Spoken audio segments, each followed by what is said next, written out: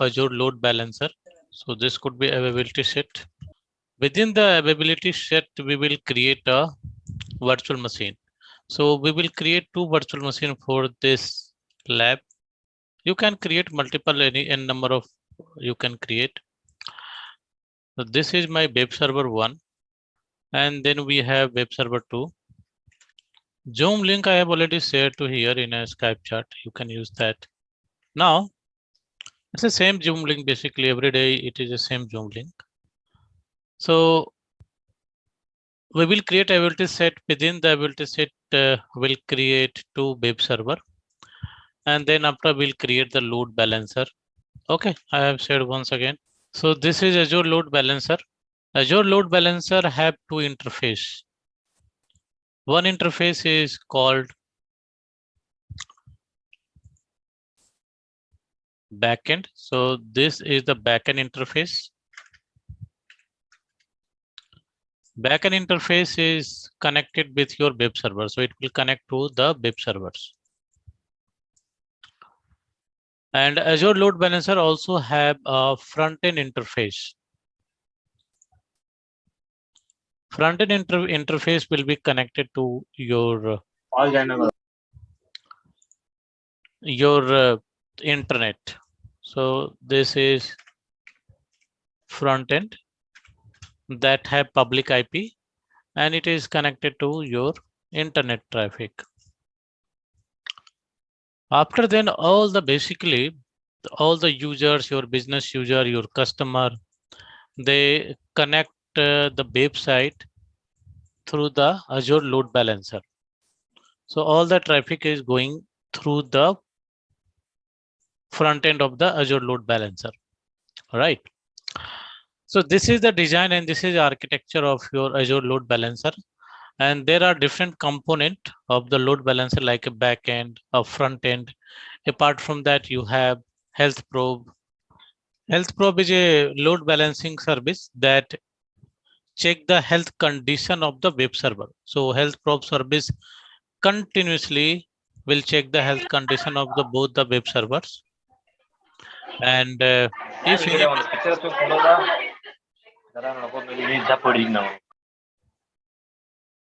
any web server will down, then Azure Load Balancer will stop sending traffic to that web servers. Apart from that, it also have a load balancing routing rule. So it is called a load balancing rule.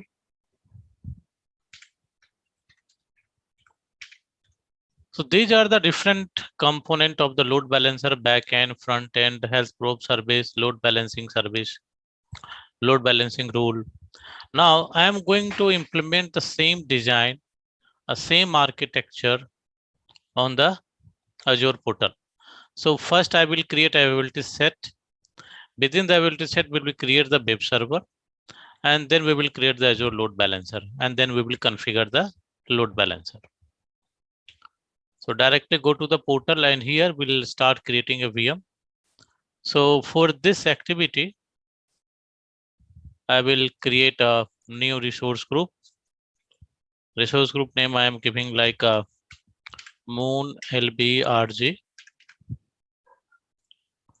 load balancer, Moon load balancer RG, and virtual machine name I am giving web server 1. This is my web server name. I am going to use in Japanese. That's fine. Availability set. So want to create availability set. So click on availability option, and under the drop down, you can see there is availability set option. So click on that, and then create a new availability set. Because I don't have any availability, so we'll create a new availability set here. Click on create new. Give the availability set name. So I'm giving the name like LBAS load balancer availability set, and it have the 2 fault domain by default and 5 update domain. So keep it default. If you have more web servers, you can increase it up to 3. Click OK. And now image. So I am going to use Windows Server 2012 R2 data center. And then the size standard B1S, that's fine. The same size, 1 CPU, 1 GB of memory. Username, VM admin, and then password.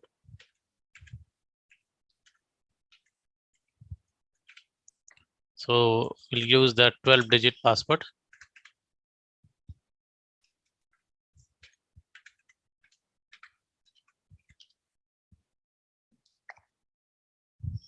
Good. Next, we'll use the standard STT.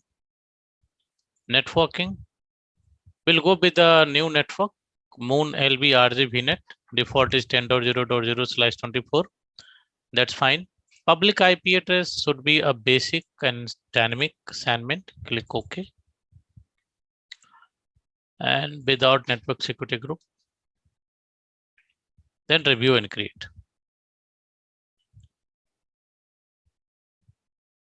Cost of the VM will be 1.2 rupees per hour. Create.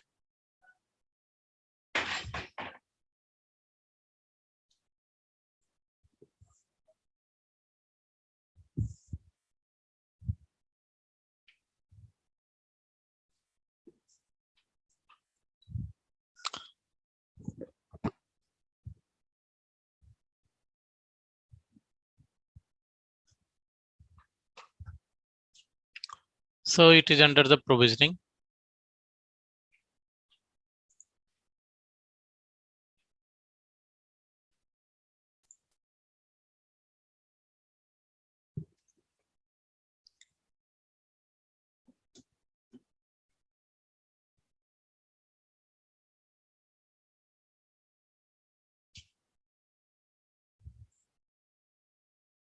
So you can see it here that network is created. Network is created, and availability set is also created. So till the time this VM is creating, we'll create another virtual machine. Click on create virtual machine. And in the same resource group, Moon LBRG, virtual machine name, web server 2. In a Japanese, in the same location. And here I have created availability set, right? So under the availability option, we'll select availability set, and then we'll select LBS that I have created for this project. Security is standard, operating system Windows 12 R2 data center, that's fine. Username, VM admin, give the password.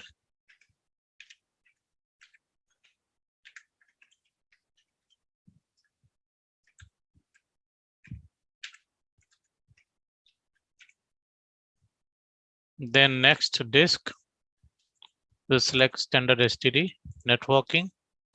In the same networking, Moon LB RG VNet, and also assign the public IP address with the basic and dynamic assignment. Network security group, I don't need as of now. Review and create.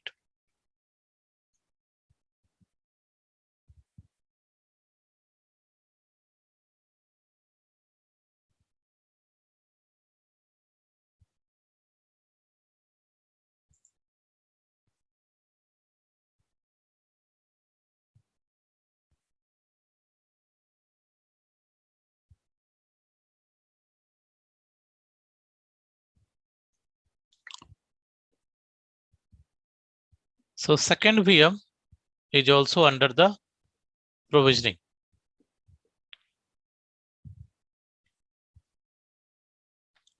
Till the time it is connecting, we'll connect the web server 1 and check it out it's ready or not. So web server 1 is now running. So we can connect the web server 1, it's ready. Copy the public IP address of web server 1 and take a remote desktop connection.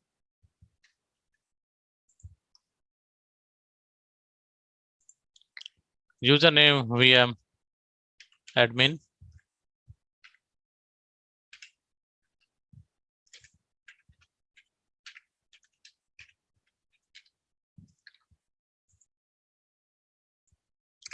Connected.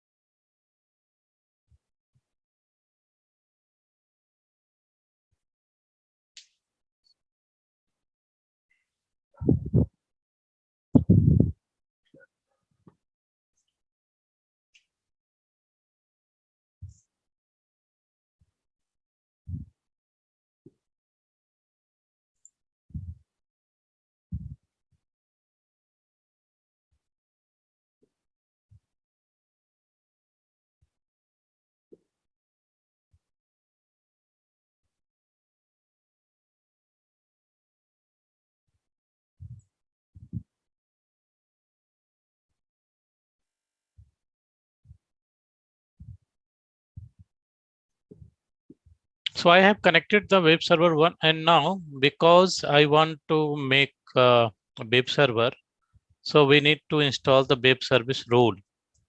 So here click add roles and feature, then next, next, next, and select the role, web server role, this one, add feature, next, next, next, next, and install.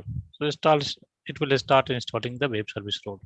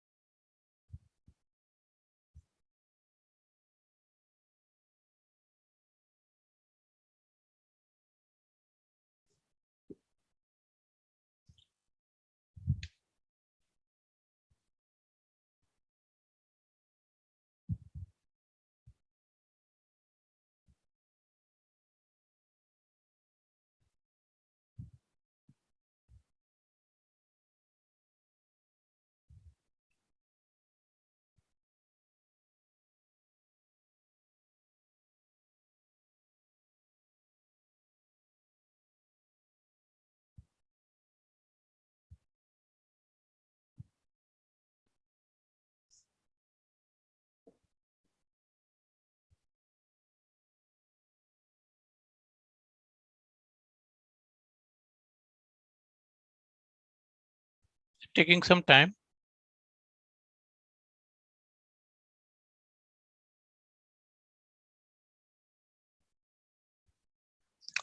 Till the time we'll check it second server is created or not. So now I have web server 2 that is also running. So we can connect to web server 2 also.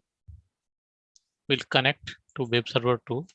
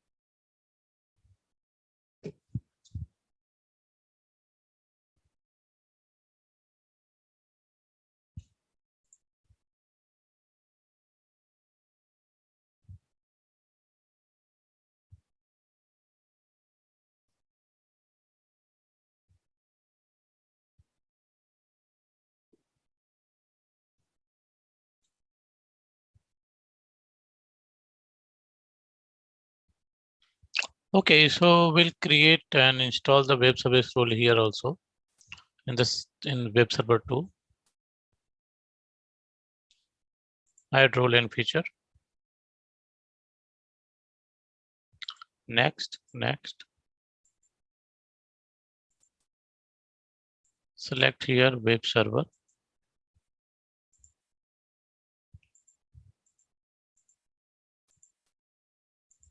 Install. So it is under the installation process. Go to the web server 1 and check it out what is the status of there. So on the web server 1, I have installed the web service role. So you can close it, right? And Once you install the web service role, then a new folder will be created by the system, by the process under the C drive. And the folder name is initpub, right? So within that you have www root and all your development related file, your HTML file should be placed here within the www root. So all the file will be here. So I'm going to create one file for a testing. So we'll create a new test document and then we can give it server name here, web server 1. So this is my web server 1. That's it. Then go to the save as and a.html. All the basically website files should be HTML. So we'll give the a.html and then all files and save it. So I have created one HTML file a.html. Within that I have just provided the server name. And now I can test it, this server. So go to the web server 1 and then copy this public IP address and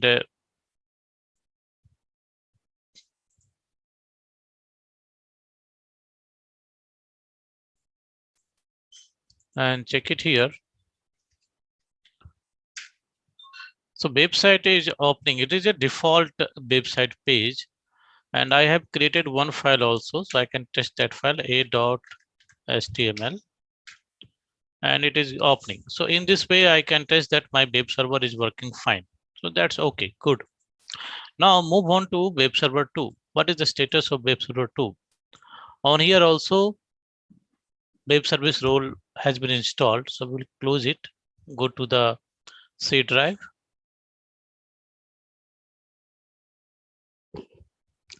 And then open initpub folder, www root, create a file here also.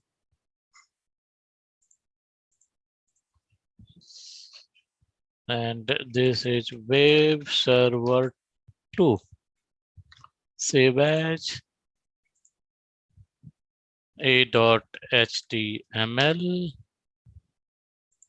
all files, save, and that's it. So now I can test this one also. So web server 2 IP address, go to the web server 2, and this is the public IP address of web server 2. Copy that and check it here in a browser. It is opening. Now test the file a.html. It is also opening and showing the web server 2. It means that my both web server is working fine. Now I don't want to access the server individually through their public IP address. I want to utilize both the server together and both server have the same web page. And I want to use load balancer, right? Load balancer I want to use. And that load balancer should be connected to both the web servers. So I have created ability set, created the web servers, configured that. Now we need to create the load balancer.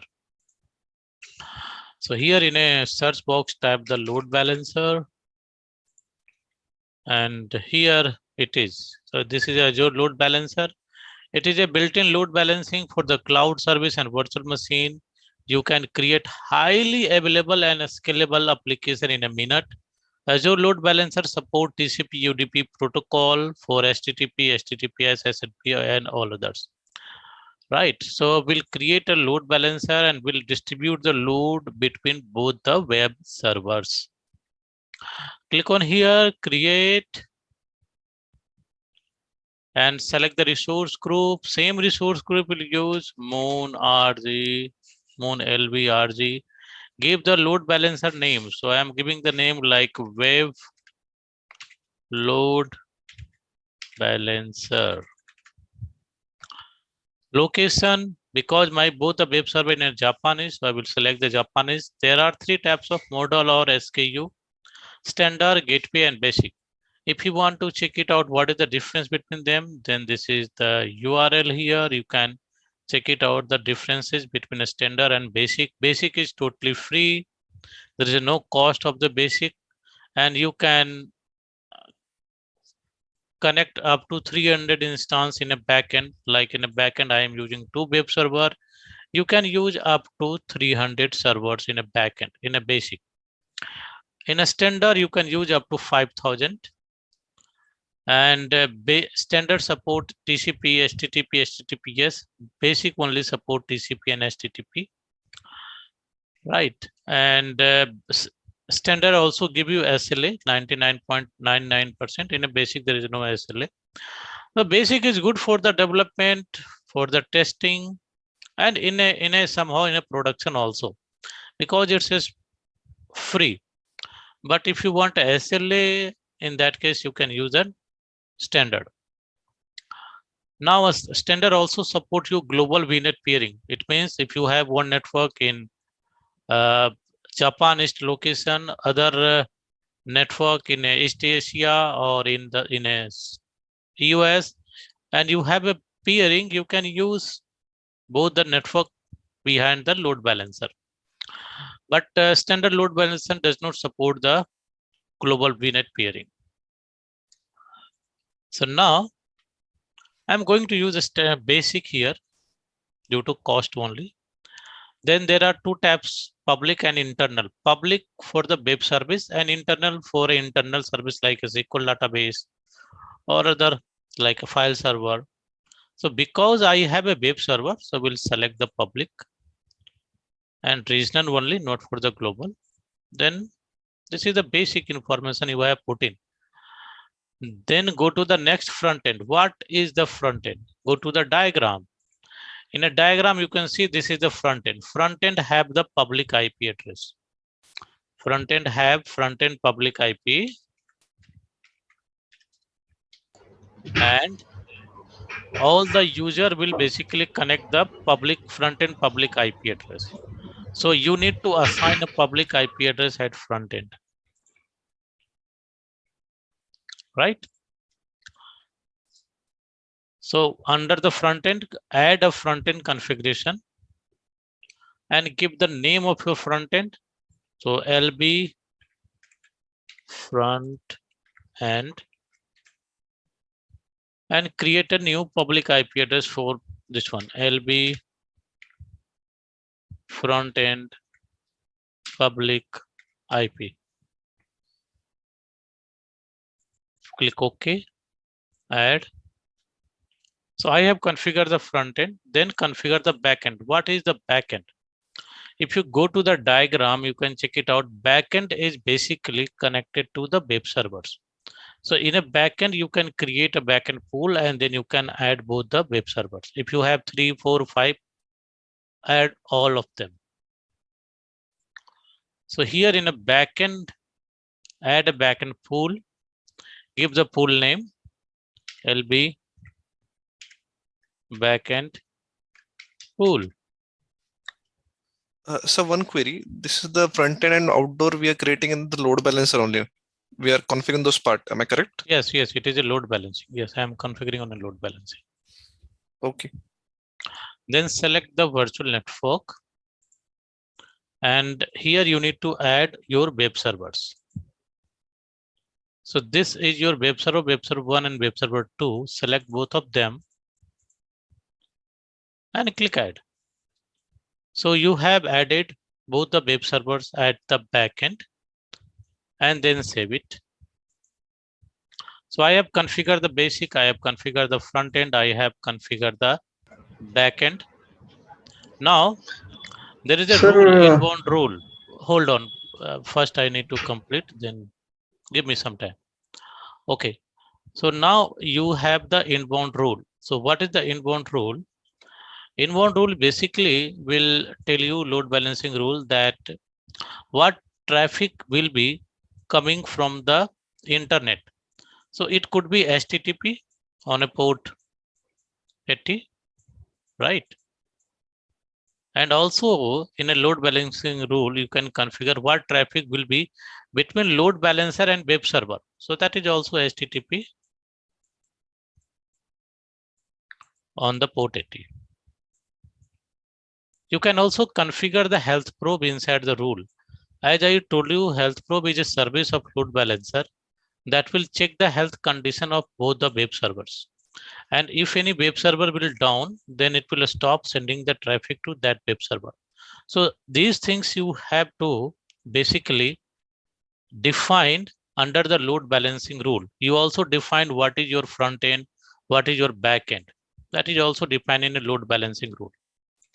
So you need to create a load balancing rule, the inbound rule, add a load balancing rule here, give the load balancing rule. I'm giving the rule name like a LB rule.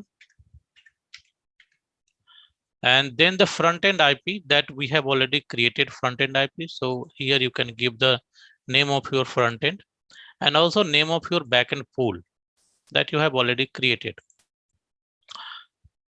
Then protocol is port 80 from internet to load balancer, and from load balancer to web server, that is the backend port is also port 80. Now health probe, I have not defined any health probe till now. We have defined the front end, back end, but not defined any health probe. So we'll create a new health probe. Click on create, give the health probe name LB health protocol, because it is basically for the web service. So we'll select the protocol HTTP, and default path is root, that is default one. So every 5 seconds, health probe check the health condition of the web server. Click OK. Now you have defined everything in a rule: front end, back end, port, health probe, and then you can do the add. So I have defined the inbound rule. Outbound rule is not need to define and it is hidden. So you can leave it and you can click on review and create. Right. So once I will click on review, it will start review and then I can create. Now ask the question. If anyone have a question, please ask. We have created this for HTTP. Can we configure it for HTTPS also? Because sometimes our sites are hosted on HTTPS and we are going yes. to Right. You are the right. load balancing. You are right. You are right. But for HTTPS, you need to use the standard load balancer. Okay. Basic load balancer will not support HTTPS, right? Okay. And if you use the HTTPS, you also need a certificate. Yes. Yes. Right. Yes. In an industry, it's fine. We have a certificate. We have the budget. We can do that. So we need to install that certificate on load balancer instead of individual virtual machine, right? Yes. Yes. Correct. You need to configure the HTTPS protocol and also install the certificate on the web servers, not only here on a load balancing. On a load balancing, you can configure the HTTPS protocol. It is not contain any certificate. It only forward the HTTPS traffic to the web server. The individual web server. Right. So certificate should be installed on your web servers. Each and every web server which are under the load balancer. Correct. Okay. Now click on review and create.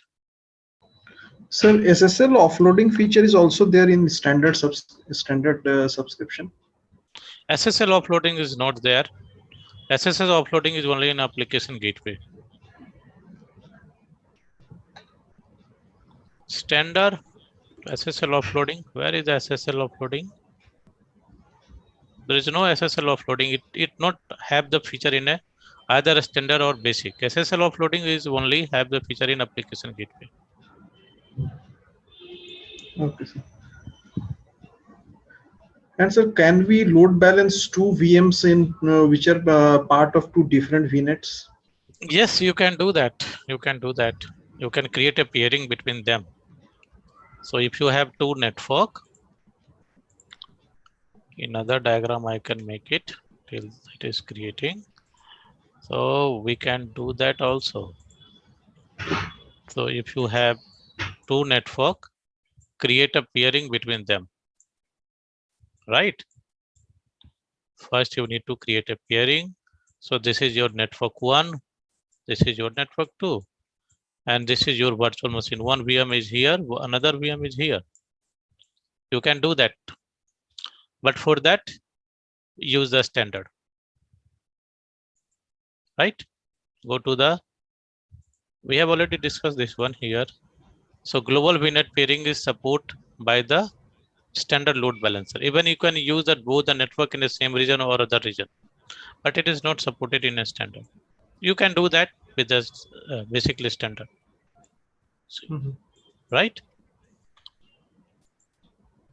Now I have a load balancer ready. So go to the resource. You can do your lab, right? I am not basically restricting you. You can explore whatever come in your mind. You can do the practice. You can do that. You can explore.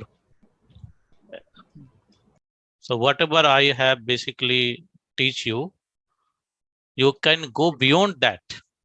That is not ending. Whatever I am teaching you, that is just a beginning of your learning. Now the load balancer is ready. So this is my backend pool. This is my load balancing rule, and it is basically working on port 80 HTTP. This is a front-end IP configuration. This is a public IP address of load balancer and a backend pool. In the future, if you add any additional web server, you can add from here also. So let's suppose I will create a third web server. I can add it. I can add from here the third web server, right? Or fourth one. This is a health probe. So everything is ready. Now we'll test it. It is working or not. The load balancing working or not. So instead of the individual web server, we will use now a public IP address of the load balancer. This one. You can use that. This is a public IP address of load balancer, and I am able to access the website. It means the traffic is forwarding to the website, the web server. So I am here on the internet. I am here and try to access the website. I am access the public IP address of front end, and it forward the traffic to web server. But I don't know the traffic is going to web server 1 or web server 2. As a normal user, it is not required. Like I am accessing the google.com. So I'm not caring it is going to which server, right? If I'm accessing the yahoo.com or microsoft.com, I am not caring about that it is going to which server, because I am just a user. So for the user, it's not necessary to know it's going to which server. It is necessary they can access the website.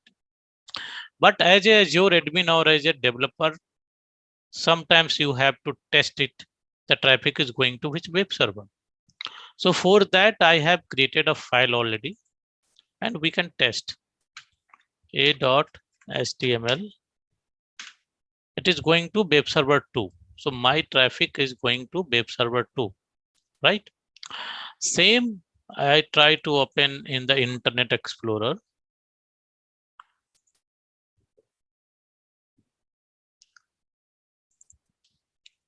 And this is the website. It is also opening, but this time is traffic to which web server?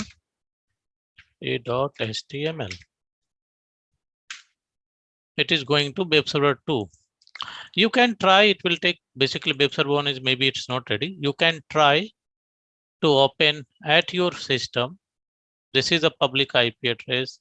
I am giving in a chat box. You can try and confirm me which server you are connecting. 20.210.114.73. Please check it out. Someone should go to the web server 1, someone should go to the web server 2. It is a random round robin.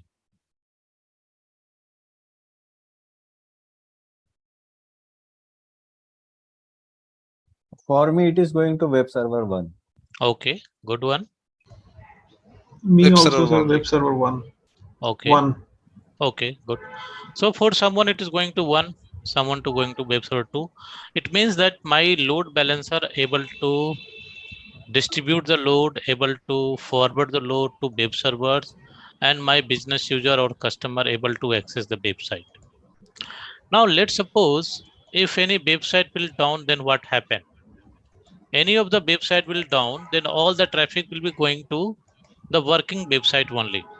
So if I will down the web server 1, it will all the traffic, your traffic, my traffic, all the traffic will go to the web server 2 only, right? And once it will come online, again it will start distributing the load. And after then, if you check the public IP address of your virtual machine here, if you go to the VM web server 1, what is the public IP address of your virtual machine? It is 20 dot. This is the basically it's showing the public IP address of the load balancer, right? Because as of now, it is the traffic is connecting with the load balancer public IP. So it is showing the load balancer public IP, both the servers, both the servers. And if you try to connect and if you try to take the RDP of this load balancer public IP, you could not able to connect that. Oh, it is bent.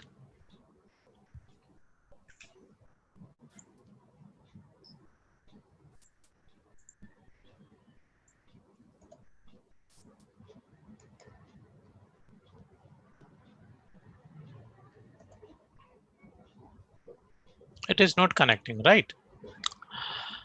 If you want to connect your web servers through the load balancer due to security, then you need to create the NAT rule. Just like in a firewall yesterday, we have created a NAT rule. Similarly here, you need to create a NAT rule. If you want to connect your web server through the load balancer, you need to create a NAT rule. How you can do that? How you can create a NAT rule? Go to the load balancer and open your load balancer. And then here you can see there is a NAT rule in one NAT rule feature. So, or service. You can click on that in one NAT rule. And then add, create a NAT rule. I want to connect to VM1. So it's or web server 1. Web server 1. Give the name. Target virtual machine web server 1. Network configuration, this one. Front-end IP. Front-end IP should be load balancer public IP. LB front-end load balancer public IP. Front-end port should be 3389. And the service I want to connect RDP, remote desktop connection. Backend port is also 3389. And then click OK. So this is the way you can create a NAT rule on a load balancer. After then you can connect your web server. You can take the remote desktop connection of your web servers.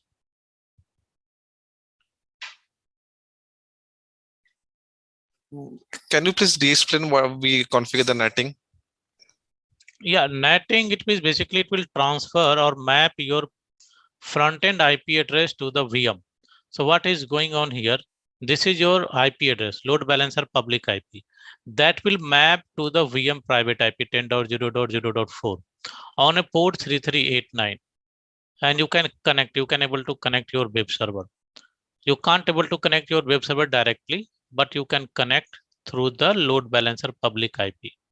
And that is a netting. Netting, it means map the public IP address to the private IP address. Thanks. Okay. The same we have did it yesterday also when we create a NAT rule on the firewall. Now we can take the public IP address of load balancer, right? This one, and you can try to connect remote desktop connection. This is the IP address of load balancer 2021 and connect. So this is basically public IP address of load balancer, but I can able to connect. And this is VM1, web server 1. Give the username VM admin and the password.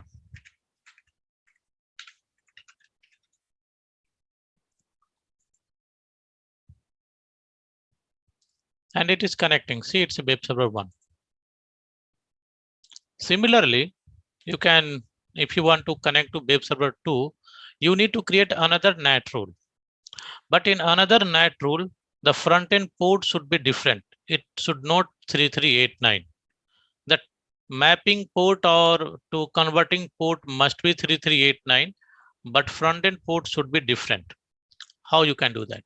Add, that is called a port forwarding. So this time I want to connect web server 2. So target virtual machine should be web server 2. Network configuration 10.0.0.5. Front end IP is this one, load balancer. And front end port should be custom here. And give the port name, I am giving the 5000 port number. Backend port should and must be 3389 because RDP only working on port 3389. So how it's work? The public IP address of front end will be convert or mapped to the private IP address of web server 2. And the port 5000 will be mapped to the port 3389. And you know that 3389 for the remote desktop connection. And this is how you can able to connect to web server 2 also. Suppose we have more than 2, then we'll have to select front end 5001 and then 5002, 5003, 5004, like that. okay.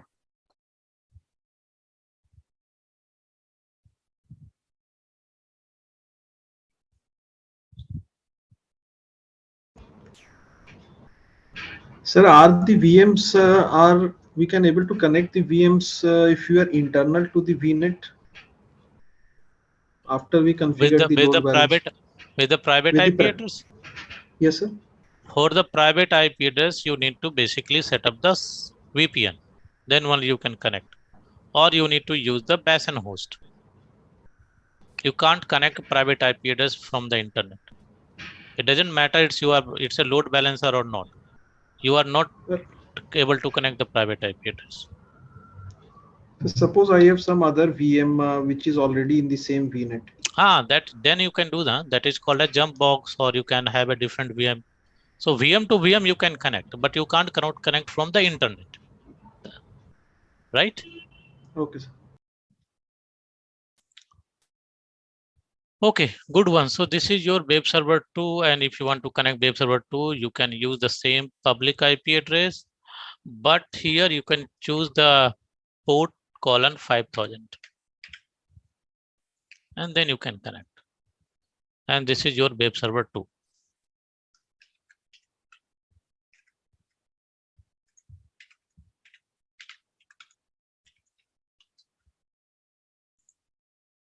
This is a web server 2, right? So this is the way you can do that. You can configure the load balancer. Now we'll discuss about the application gateway. Application gateway and load balancer have some differences. Yesterday we had discussed about that. Again, we will discuss what is the difference between application gateway and load balancer. So Azure Load Balancer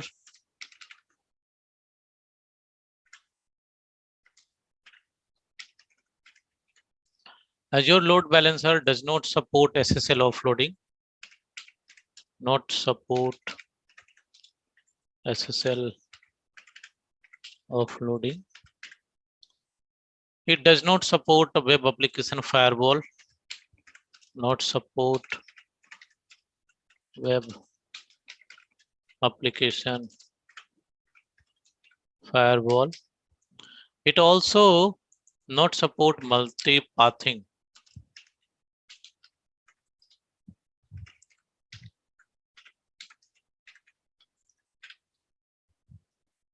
But it work on layer 4 as well as layer 7. It means for the layer 4 application like a SQL database and layer 4 like HTTP and HTTPS.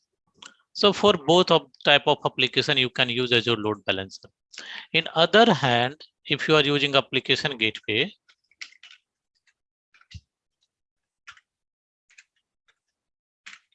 it support SSL offloading.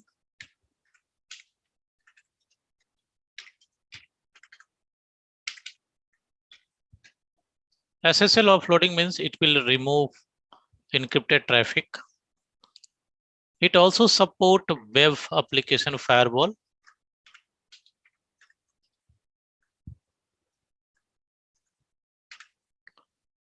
It also supports multi-pathing.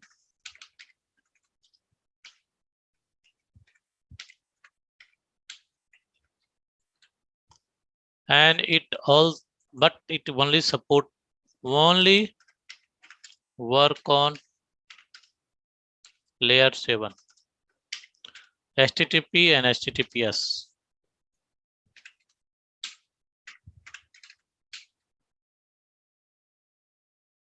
Right. So this is the differences between application gateway and load balancer. Now, if you want to do a lab of application gateway, then what would be the design? What will be design? I'm going to create a design for application gateway. This is your network.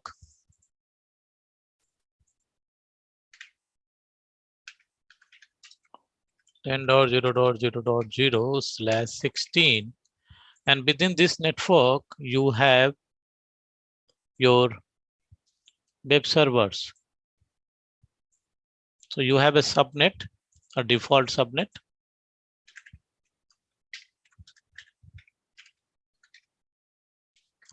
And subnet is 10.0.0.0/24.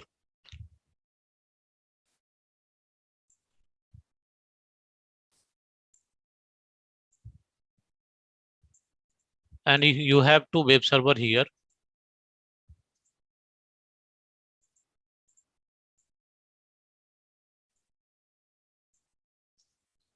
Web server 1 and web server 2.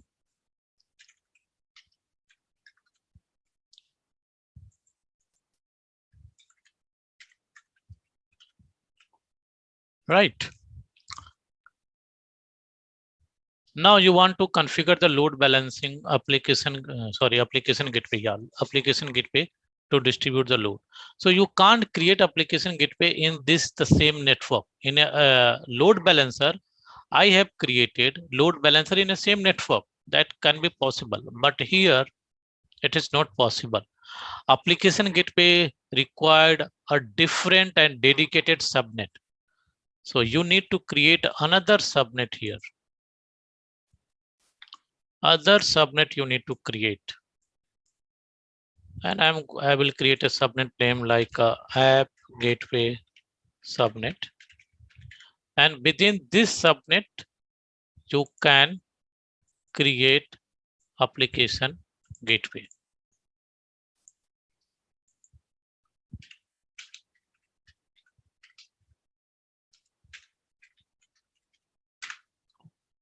And similarly, application gateway have the backend that will connect to your web server. It also have the front end that is connected to internet. So all the traffic coming from the internet is going to the application gateway. Right. So it have the same feature, backend, front end. This is the backend.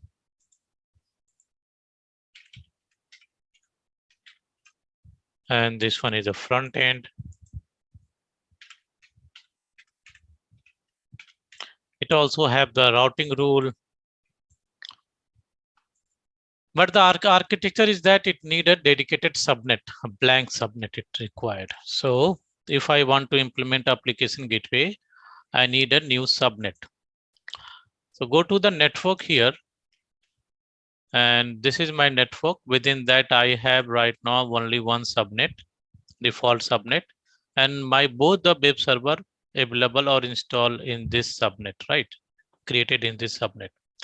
Now I'll create another subnet, and this subnet I am giving the name like app gateway subnet, and click save. So it is a 10.0.1.0/24. So now I have another subnet, and within this subnet we'll create application gateway. So in a search box, click on load balancer, and this time we will select the application gateway. So Azure Application Gateway is also for the load balancing for application layer, for the application level routing. Click on create. Select this resource group. I have the resource group Moon RG.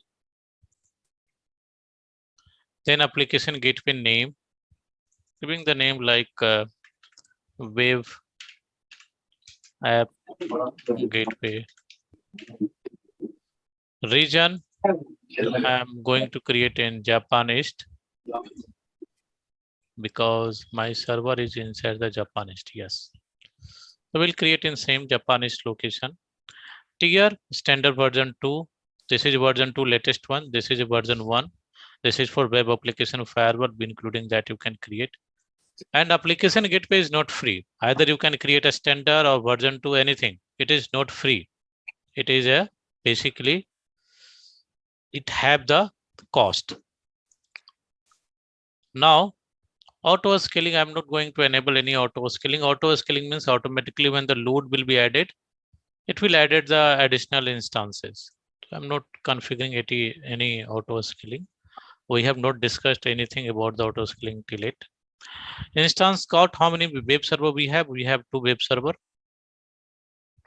And that's it. So network you need to select here. My network is Moon RG. Within that I have created one subnet, and subnet name is app G subnet. So within this subnet we'll create a load balancer. Within this subnet we'll create a load balancer. So this is the basic information. Inside that you provide the what model you are using, what tier you are using, what is the location, what is the gateway name, network and subnet. Then go to the front end. You need to define the front end. Front end should be a public IP address because I'm creating a public gateway. So it is a public, and create a new public IP address. So app gateway public IP and click on OK. Then backend is your web server. So under the backend, create a backend pool just like a load balancer. Give the backend pool name web app backend. And then after you can configure the web server. So I have the virtual machine in a backend. This is my web server 1. Another virtual machine. This is web server 2. So both I have configured it in a backend. Web server 1 as well as web server 2. Click add. So we have configured the backend. Now configuration. If you go to the configuration, it will give you entire picture like a front end that you have already configured. Backend we have also configured, but we have not configured at routing rule. So you need to define the routing rule like a load balancer. We did it right. So similar way you can define it here. Any load balancer service have the backend, front end and routing rule. That is a common for any type of load balancer service. Even in a AWS, the same you can do it. You need to define your front end, you need to define your back end, you need to define your routing rule. Click on here, add routing rule.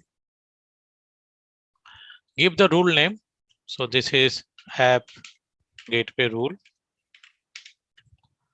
And then you need to define the basically listener. So listener is the service where the traffic is listened. So where the traffic is listened, that is called a listener. So this is my listener, listener 1. You can create multiple listener for different services. It means multiple listener you can create, and multiple listener can go to the back end different web servers. With multiple website you can use or configure in a single application gateway. So create a listener. So I'm giving the listener name listener 1, and the front end should be IP address HTTP.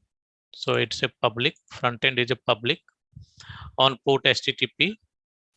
Listener type is basic. You can, if you have multiple website in a backend, then you can use the multi-site in that case. So as of now, I have a single website, so we'll use the basic and then click add. Here priority, that is basically I forget to fill up here. So give the priority, I'm giving the priority 1 and add it. So this listener have the priority 1. This listener have the priority 1. And then you need to define the backend. So backend is my web server. So second backend pool we have already created. Select the backend pool, and this is your backend settings. So backend settings I have not configured it. We have configured only backend target, backend pool. So add it here, backend settings, and it is for your what are the traffic. So traffic is HTTP. So giving the settings name HTTP, and that's it. Put it is fine. Click add. So we have configured the routing rule name, given the listener name, listener type is a public, and in a backend we have basically select and configure the backend pool name that I have created here in this, and then click add. So we have configured the front end, the public IP, configure the backend, both the server we have connected, configured, and routing rule, all three. So any type of load balancer, you have the three things that is common for all types of load balancing. Either is Azure Load Balancer, or in application gateway, or front door, or your any AWS load balancer, any other load balancer. Now go to the tag. I don't need to tag anything, just review and create.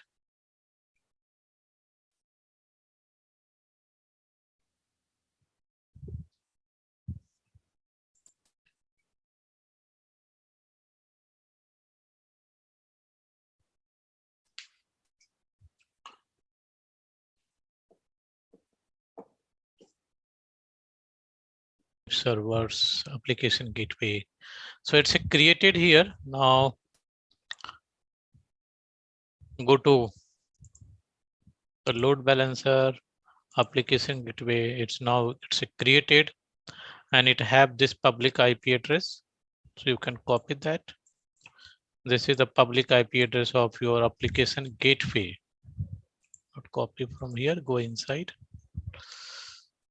So application gateway have front-end public IP. It is standard tier 2. You have so many basically in application gateway. You can have the backend pool that you have configured. You have the backend settings. You have front end, and you have the private link also. You can create.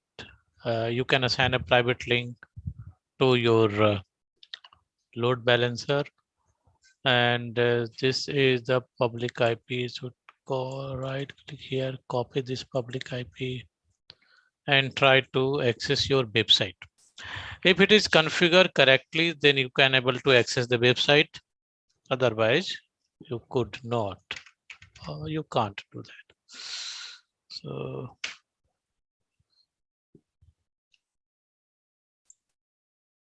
it's a 6.1. Okay, so it's a 6.1. Enter that. So I am able to access the website.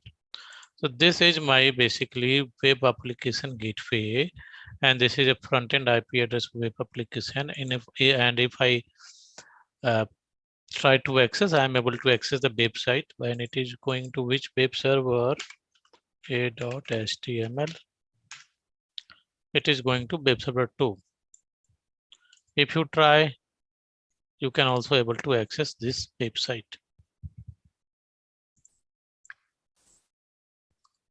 So this is the public IP of the application gateway. Similarly,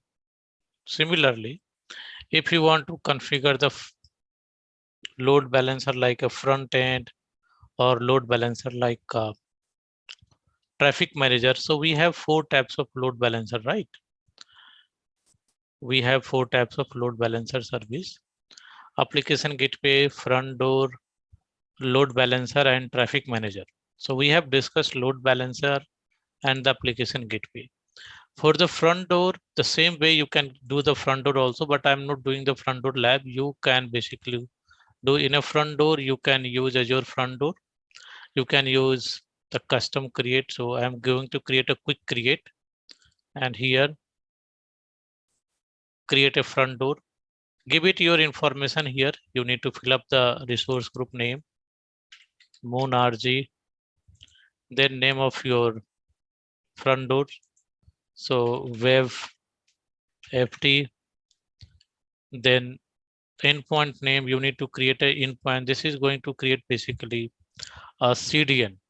So you don't know what is the endpoint, right, as of now. So we can hold as of now the your front door and go to the basically this is a front door and CDN profile. I don't want to create a front door and CDN profile. I want to load balancing profile. So we'll create a custom here and then go and create a front door. And here you need to give the resource group name, Moon RG, and then profile name. I am giving this is a web FD, front door profile, web FD, and then next secret add a certificate. It required HTTPS and managed certificate is provide, but I don't have any certificate as of now. And then after you need to configure the endpoint and you need to add the endpoint. You don't know what is the endpoint as of now. We have not discussed yet. So it's a difficult for you to understand this lab. We will do the same next time. Similarly, for another type of load balancing like a traffic manager, that also do the next time. So for this big, you can do your lab or practice for Azure Load Balancer and application gateway and the firewall.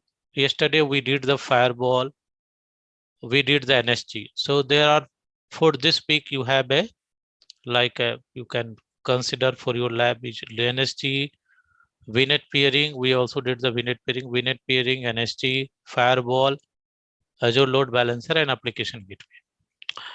Now we'll do some theory discussion. So next topic we have a virtual machine. This one. So we will discuss a couple of things on a virtual machine. So what is the agenda of the virtual machine? Agenda is an introduction about the virtualization, then virtual machine series and size. What are the different sizes available? Virtual machine architecture, web deployment, data sharing between the VMs, virtual machine scaling, and setting a custom domain.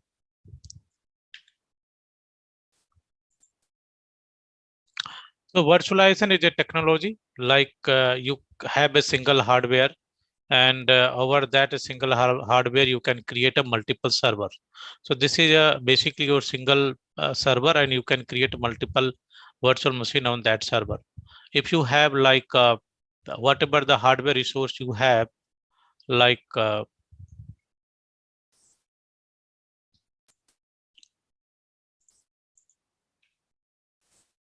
so I have a single server, hardware server, and this single hardware server I have 32 CPU and I have 32 GB RAM. So I can create a multiple virtual machine on this through the hypervisor. So you can basically create, there is a hypervisor here. You can also have the host operating system. If you want, you can directly install the operating system, host operating system or hypervisor on a hardware, or you can create a host VM also. So I have host OS, and then you have a hypervisor.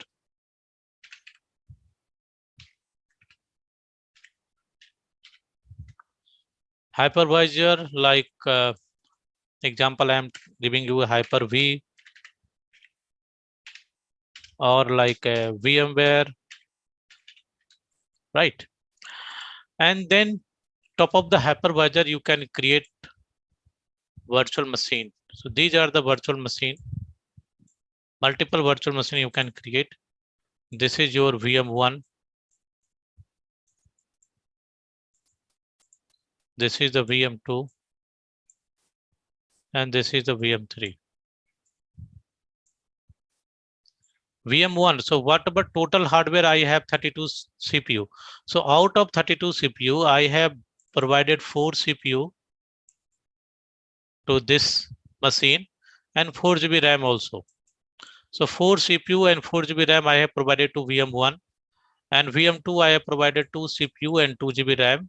Similarly, VM3 I have provided like a 4 CPU and 6 GB RAM, right?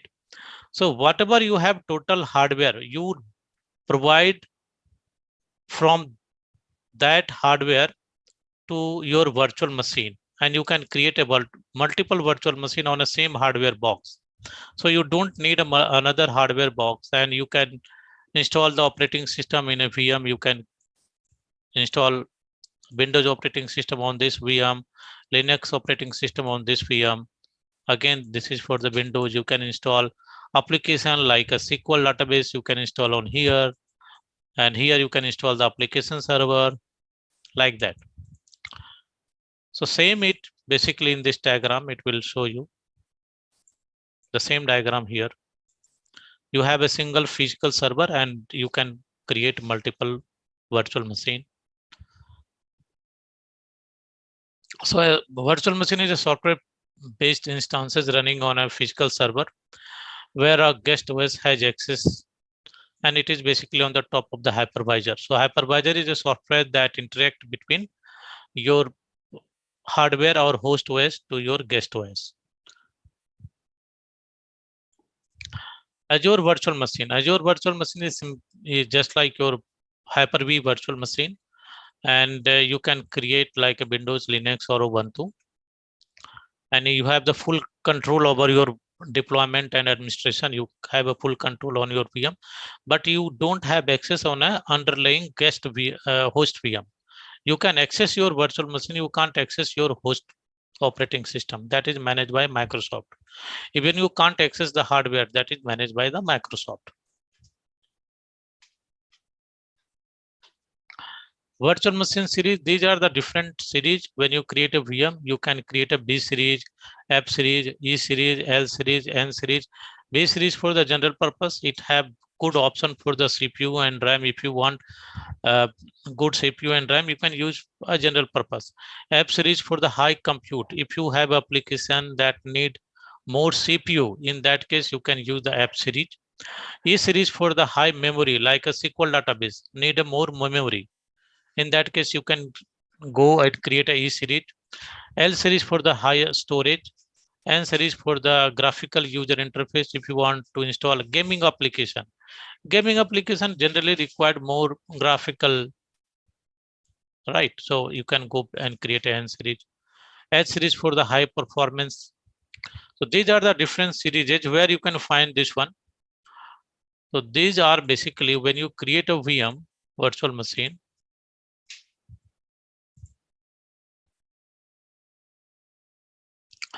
and here you have the size, right? What size you are going to create here. So right now I am creating a standard B1. It is a B1 series, B series, but you have other series also like a D series. D series is a general purpose. B series also general purpose. Then you have E series. E series is memory optimized. You have F series, that is a compute optimized. So in a F series, you have more CPU like 8 CPU, 16 GB RAM, 4 CPU, 8 GB RAM like that. In a E series, you have more memory like a 16, 32, 64. General purpose, you have good ratio of the CPU and RAM. So these are the different type of size.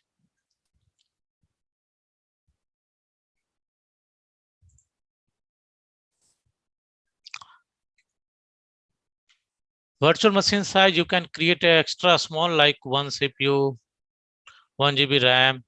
So these are the sizes: extra small, small, medium, large, and extra large. Architecture, we have already discussed this one. Within a virtual network that is a part of your resource group, you can create a VM. That VM have the data disk, and you can create a multiple hard drive, and it also have a network NIC card that is connected to the internet. NIC card have the IP address, public and private. So resource group is basically container that hold your resources. VM, you can provision your virtual machine with the VHD. OS disk is operating system disk. Temporary disk is the temporary disk where you can't store anything. Basically, if you store any data, that will be deleted after the reboot or after the stop and reallocation. Data disk is additional data disk you can create and you can attach. Virtual network, every VM need a network and subnet. You can assign the public IP address if you want to connect through the external. For the internal communication, you have a private IP address. Network security group for the security, load balancer for the distributing the load, diagnostics logging. So it is for your log management and for the troubleshooting. You can also select the accelerated networking. Accelerated networking is a fast networking. So if you create a VM without accelerated networking, then maybe you can face a bandwidth issue, right? So if you need high performance, low latency, in that case, you should use your VM enable the accelerated networking. Windows VM disk, you have the operating system disk, a C drive, then you have temporary disk. So you should not store any data in a temporary disk. Then you have a data disk that is a F drive, and it is a persistent. It means if you reboot, it is still there. It is a permanently attached, right? Demo, creating a virtual machine. Configure VM for deployment. You can install the II service. We have already did it. You can basically install the II service. We have already did how to install. Today we have you show already how I have installed the web service. Then you can configure the DNS that we have not discussed yet. So DNS is for the name service. You can map your name to IP address. So by default, your VM use the Azure provided DNS. Then inbound rule, so that I have show you the security rule, inbound security rule in NST. Web deployment, you can also create a web deployment through the Visual Studio or any other service. And how to check your HTTPS, what port is open on the NST. You can also have port open on a NST or on the firewall. That we have already did. Data sharing, you can also access the data between the VM. You can attach the disk, that we will do it. So demo is configuring the custom domain, that we will do. Configure the DNS, you can also configure your own DNS. Virtual machine scaling, there are two types of scaling, horizontal scaling and vertical scaling. In a vertical scaling, your same size of the VM have more CPU and RAM. So I will give you some I think in a AJ 900 I have discussed. I will just give you some insight about the scaling also. So what is the scaling here? There are two types of scaling. One is called vertical scaling.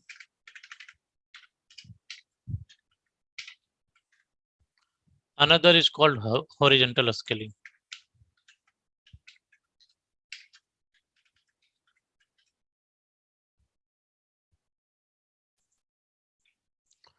Vertical scaling means if you have a VM of a size 2 CPU and 2 GB of memory. And let's suppose load will be increased over the period of time and the VM will not able to handle the load. Then VM could be basically restart. In that case, you need to increase the VM size. So if you will increase CPU and RAM of the same VM, then it is called a horizontal scaling.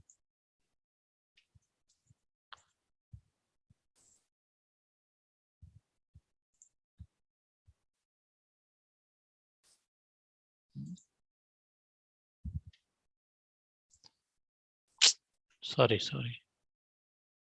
So we'll increase the size of the same VM. And now I have 8 CPU or 6 CPU and 6 GB of memory. So the same VM have more hardware. So that is called a vertical scaling. In other hand, in a horizontal scaling, if you have a VM and it have the 2 CPU and 2 GB of memory, and when the load will be increased, then you not basically added more hardware in your VM, or the process will create another VM with the same size, 2 CPU and 2 GB RAM. If a still load is high, then it will create another VM. So parallelly, you create a multiple VM by the process or by you manually. It is called a horizontal scaling. And this process to adding a VM is called a scale out. This process is calling a scale out.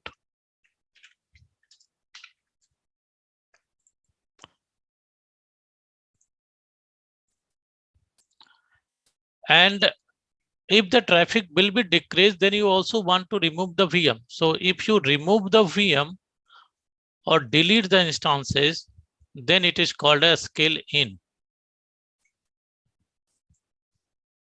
To removing a VM, to deleting the instance is called a scale in. So these two types of you have basically vertical and scaling, vertical and horizontal. Horizontal also have a scale out and a scale in.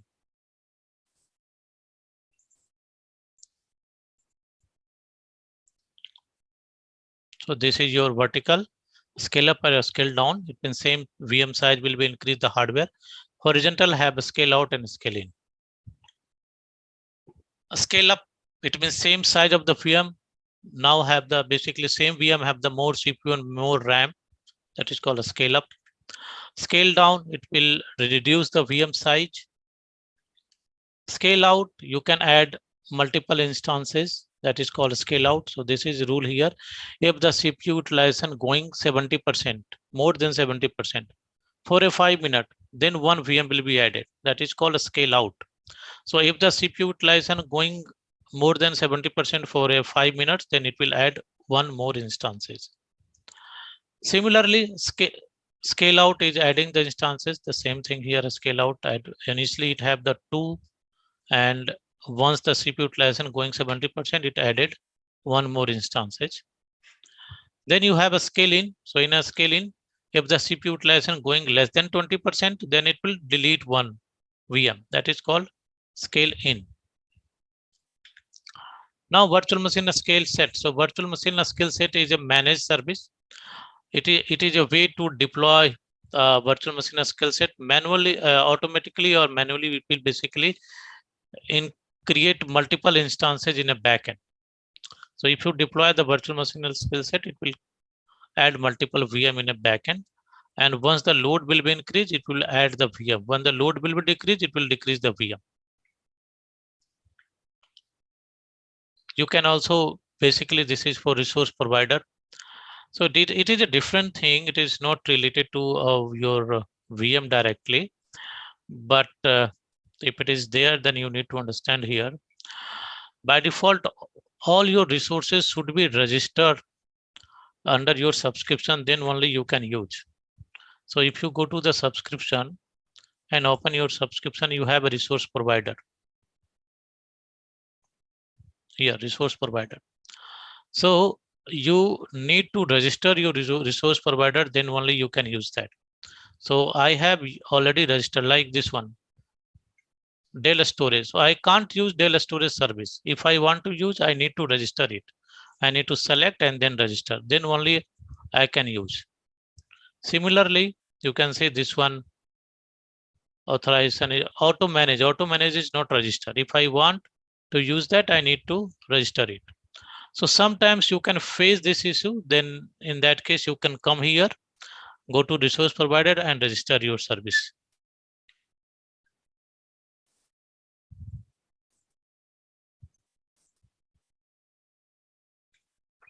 Accessing your skill set VM, you can access your skill set VM by the inbound NAT rule. Through the NAT rule you can access your VM. And this is a NAT rule. Basically, I show you already how to create a NAT rule. Then auto scaling, you need to create a rule for the auto scaling.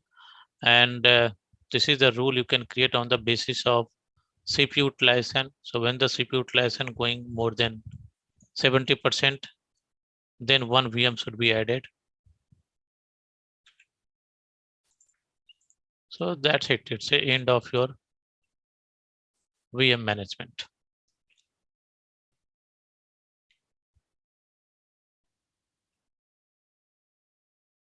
Okay. So it's a good enough for the week. Have you received the video? And basically tomorrow, yesterday video, did you receive or it is not there? Yeah, it is there. It is I there. checked. Good one. And lab document also? That is also up to date. Okay. I Great. have just checked now, but today we have done that load balancing. Na? The load balancing lab is not there in that PDF. Okay. Virtual network, then gateway, we have done gateway. That lab I can see.